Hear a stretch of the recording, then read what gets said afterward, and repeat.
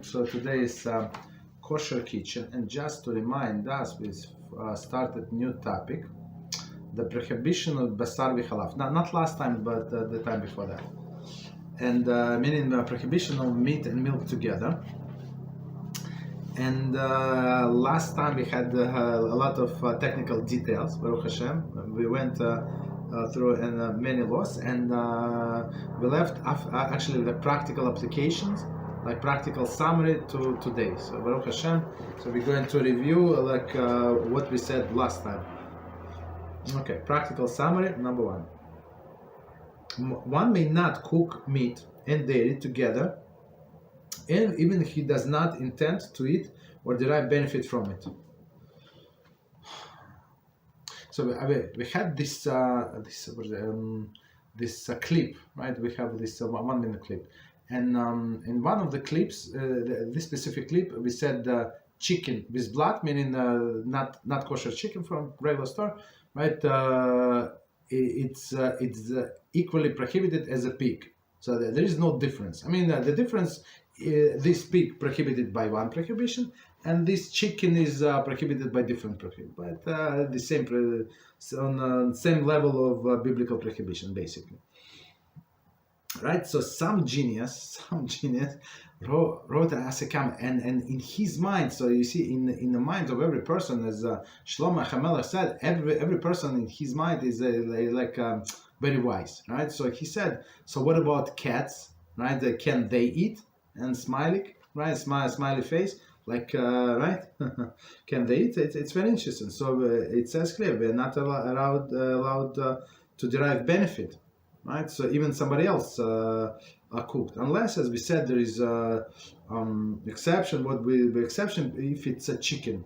So chicken is it was prohibited rabbinically, right? It's not meat. Bird is not meat, right? And that's why they allow, like, for animals. So it's not you eating it. You did not cook. So in case of necessity, you're allowed to give your cat, your dog, whatever you have there, right? Food where they have chicken and dairy mixed. Okay, but not meat. Okay, so that's very interesting. So that person thought that he has a region. I'm not sure. Very interesting. Okay, continue. So one more time, we're not allowed to cook. So a Jew not allowed to be a chef in a restaurant. I mean, of course, if you're chef and you can work in any restaurant, of course you have a lot of opportunities. There is much more like non-kosher restaurant than kosher restaurants. But okay, so you can choose different profession, just stay in a kosher business, and that's it, right? So we're not allowed to cook, even though you're not going to eat and you're not going to taste, and right? And it says here, even if he does not eat or derive benefit from it. Not derive benefit from it. I'm not sure how you cannot derive benefit unless you throw in the garbage. I'm not sure. That's because even if you go to give to your non-Jewish neighbors, for example, so you do derive benefit. Of course, they tell you thank you, and then they're going to open the door for you, or I don't know, to do something good in return. So that's already benefit. Continue. Number two. There are no numbers. Okay. One may not cook basar v'chalav for a non-Jew, or even tell the non-Jew to cook basar v'chalav. So that's very interesting halachah. So whatever, as we said, it pertains for sure, like often in the laws of Shabbos. So whatever we are not allowed to do, we're not allowed to tell non-Jew to do for us. Okay, so there is exception if it's only rabbinically forbidden, and if it's for example, just one brief example. We have this period bein hashemashos. So bein hashemashos. It's like a questionable period when we're not sure if it's still day. So because we know it's this period, but our poskim they argue, right? Whether it's day or at night. So some of them say no, after the sun down it's already next day. Others say no, until the nightfall it's still previous day.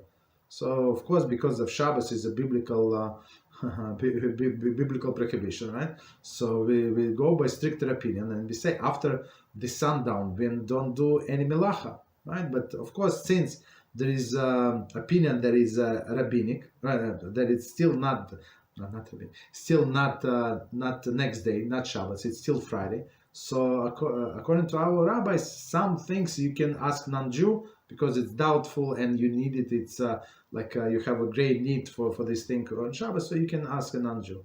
But there is some exception. But otherwise, whatever we're not allowed to do, we cannot ask them, right? And of course, there is some exception, but some minor exception.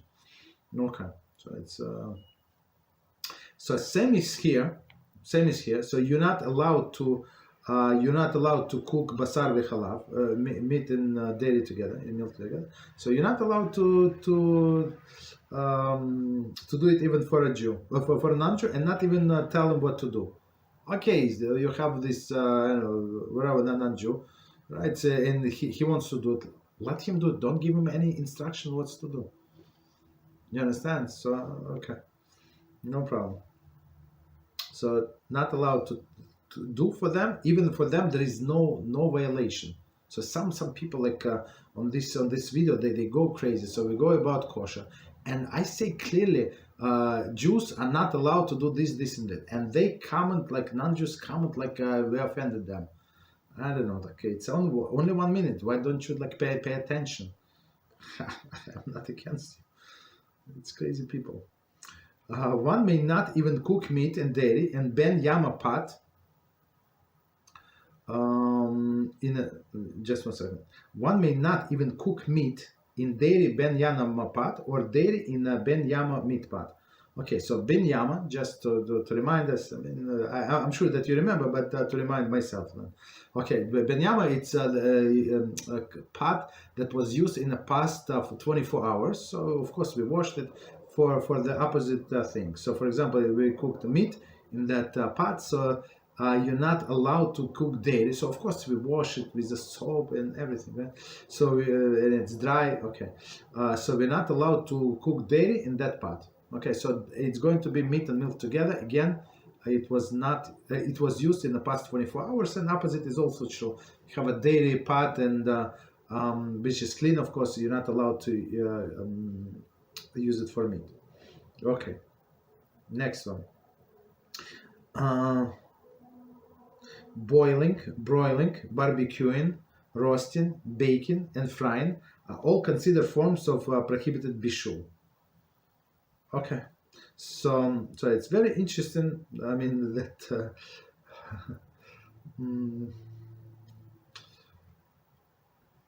Okay, so when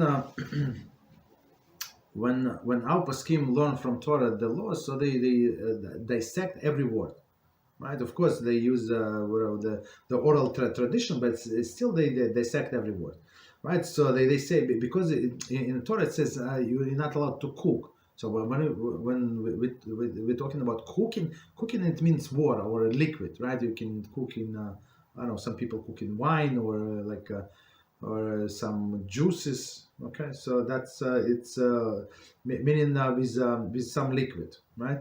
But still it's boiling for sure. Boiling with liquid. Broiling, so in broiling there is no, maybe it's natural juices from the vegetables, from the meat, but there is no water usually with broiling.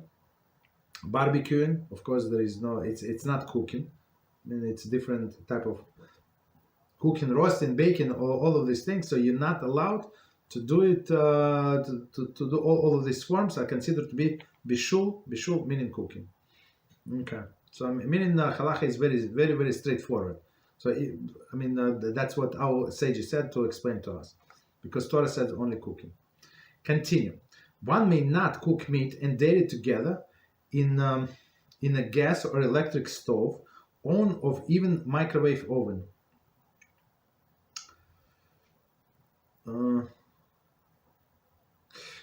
Electric stove, oven, I'm not sure. Okay, so they say cook meaning with any source of heat, basically.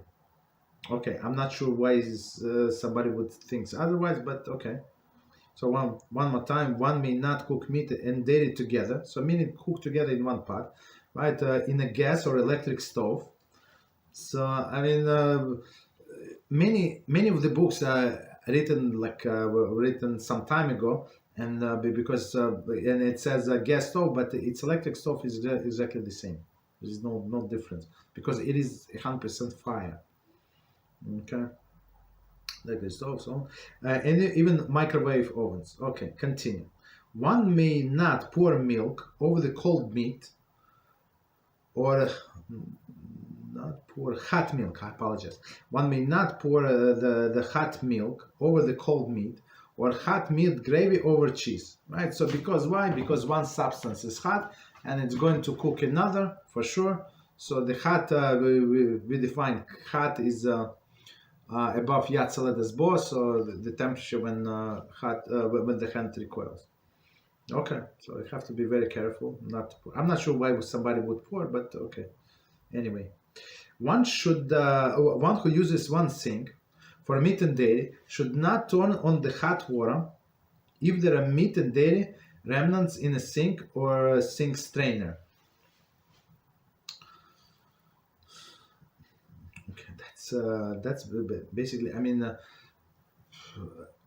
of course, people live when you rent apartment, right? And many people. So sometimes it just I would say that cheaper for a person. Just I mean, if a person is intending to stay in that apartment for some quite of time, I don't know, 3, 4, 5 years, whatever. I mean, that's the situation, and I have the students like that. So they say, look, we're not making money to buy a new apartment, and it's good area. It's near the shuls, near the yeshivas. So okay, so I'm going to live in this rented apartment, and I mean the reasonable landlord, this and that. So I'm going to stay. So we always suggest, I mean, to buy the sink, right, with the double sink and just install it. I mean, usually in these apartments it's all sink. So if you tell a landlord that I'm going to install the sink and I'm going to pay for installation, or like if somebody handy can install it themselves, it's not a big deal. I installed a few things for other people. I like these things, right? So it's not a big deal. So basically, for don't buy top of the line. I mean, maybe $200, maybe even a little less. You can buy less, I guess. But if good good quality, you can buy for $200. It's going to last you for a very long time, right? And that's it. Right, that's it. You have double sink, but somebody who would go with one sink, so it's not so easy. It's not. So we would suggest the simple suggestion. I guess the cheapest one is to the less headache. The headache one is get only paper plates, right, and these disposable cups and everything for daily. That's it. So and parv and meat you can wash in the sink. So you can deal with one sink. But some people, they insist on the pots and the frying pans just wash in the bathroom. Okay. Otherwise, you put yourself. It's too much to headache, I guess. Okay. So, but anyway, so I give you some solutions to solutions. Whatever person prefers, doesn't matter. But the third one is a situation when he still have one sink, right?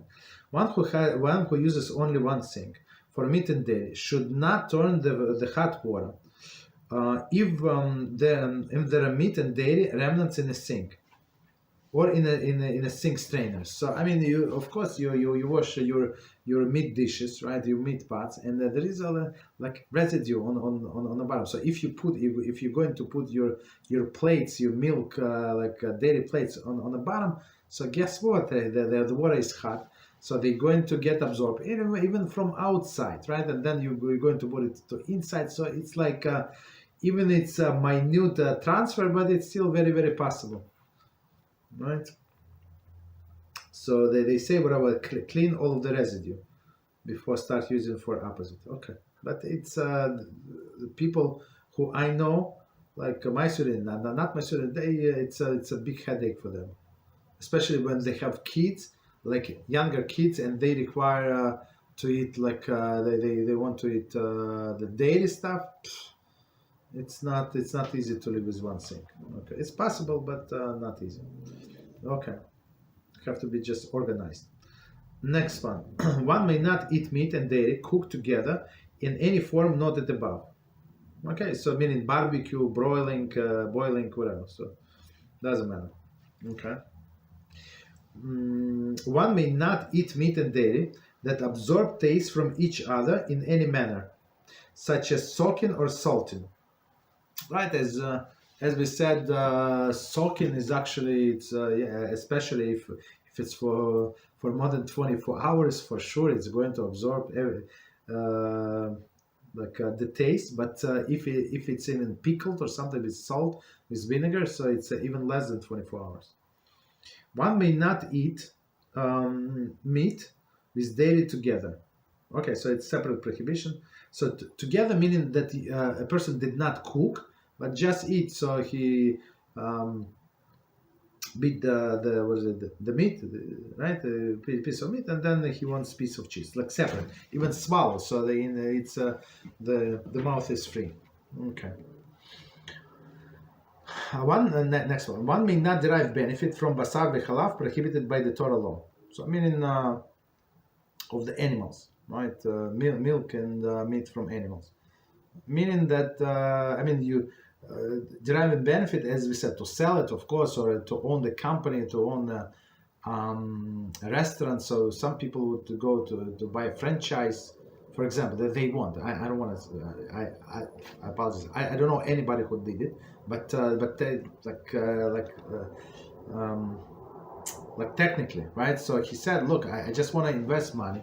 It's not kosher restaurant in Burger King, let's say. It's good location, and I know somebody who is going to that, non-Jew. So I just want to invest the money. Well, what is the problem? So a big problem that you're not allowed to derive any benefit. Okay. So in deriving benefit, of course, as we said, filling it to your animals. It's also deriving benefit. Or what else? Or given to non-Jew, right? Even for free, you derive benefit. Continue. One may derive benefit, from the meat and milk mixture that is only rabbinically prohibited. Chicken or non-kosher species. So chicken, let's say chicken and dairy, as we said, in the dog food. Sorry, we're not allowed to eat it. It's clear. Since it is prohibited, doesn't matter. It's biblically prohibited. Rabbinically, it does not make any difference. Right? It is prohibited, period. But here's a little leniency, as we discussed before. So you can buy, you can do it for chicken, right, with dairy, or non-kosher species. So basically, non-kosher, like you have ham with this milk, right, and you want to feed it to your dog. Okay, that's would be the rabbinically prohibited food. Rabbinically prohibited food for deriving benefit. Okay. Benefit of the of combination meat and milk together. Continue. One may not even feed basar v'chalav, prohibited by the Torah law, to a dog.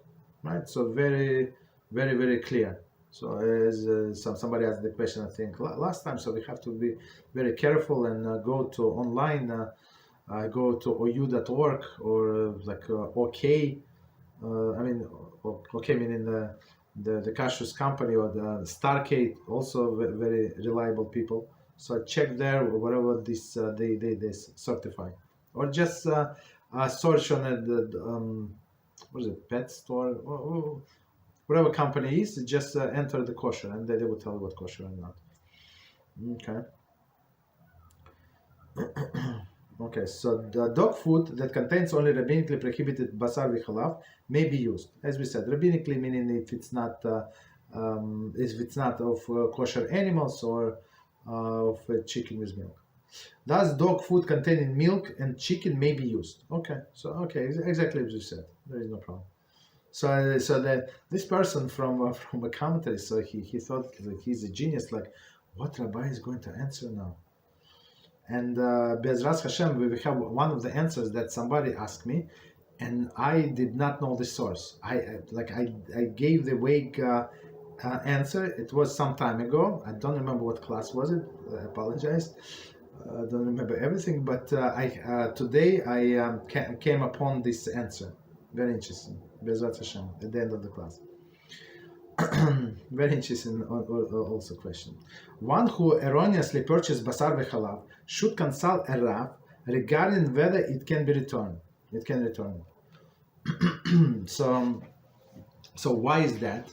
Right? So I mean, if I bought by mistake, so I bought it, and then and that, so if I'm going to return, so I'm going to derive benefit from meat and milk together, meaning that I'm going to like sell them back in some sense, right? So I mean that's why there is a question to begin with.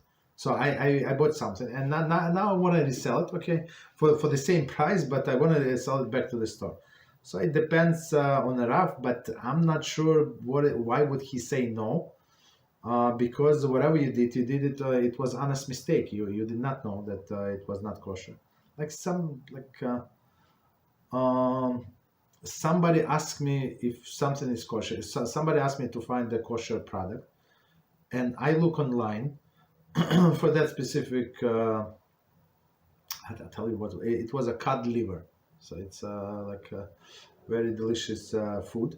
Right, and I found it, and I sent that person the company that actually kosher. I know that Kashrut company, and it was on a picture, and that person sent me. He said there is no kosher sign. I guess I don't know. So and I said it should be. Maybe you don't look like maybe on a side this and that. But the person sent me a picture, and whatever. Even though in a kosher in a store site. Website, it says that showed the picture there is a kashrut sign, but when the person went to the store, exactly the same company, everything is the same, but without kosher stamps. So I mean, have to be careful. So if he is going to buy, let's say I told him, let's say I told him that you're allowed to buy this such and that such company is a kosher for this and this product. So he bought it, and then he find out that it's no longer kosher. So I mean, he's allowed to return. There is no problem. Like it was honest mistake. We bought on the knowledge that it's supposed to be kosher. Okay. So continue. One who erroneously sold basar v'chalav may keep the money. Okay. So if by mistake sold basar v'chalav, continue. So basically, a Jew cannot own like something like a grocery or something, or like a supermarket. At least by himself. If he would have a non-Jewish partner, it would be easier. But by himself, absolutely not. And then I guess the biggest issue would be with Pesach. I know what are you going to do with Pesach? If your customer would come for 8 days and don't find pasta there and bread there, okay. I guess they're going to leave to go somewhere else. Okay, continue.